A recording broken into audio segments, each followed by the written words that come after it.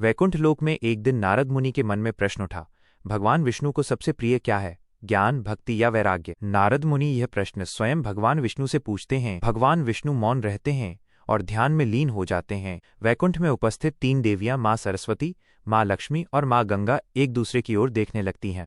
तीनों देवियों का अपना अपना तर्क होता है। माँ सरस्वती कहती हैं, बिना ज्ञान संसार अंधकारमय है। माँ लक्ष्मी कहती हैं, बिना धन, धर्म और कर्म अधूरे हैं। माँ गंगा कहती हैं, बिना पवित्रता, ज्ञान और धन दोनों व्यर्थ हैं। नारद सुझाव देते हैं कि देवियां स्वयं निर्णय करें। यहीं से आपसी विवाद शुरू हो जाता है। बहस तेज होती जाती है। भगवान विष्णु फिर भी किसी का पक्ष नहीं लेते। भगवान की चुप्पी से माँ सरस्वती आहत हो जाती हैं। उन्हें लगता है कि ज्ञान का महत्व कम किया जा रहा है। क्रोध में आकर माँ सरस्वती माँ गंगा को श्राप देती हैं, तुम्हें पृथ्वी पर जाकर मनुष्यों के पाप धोने होंगे।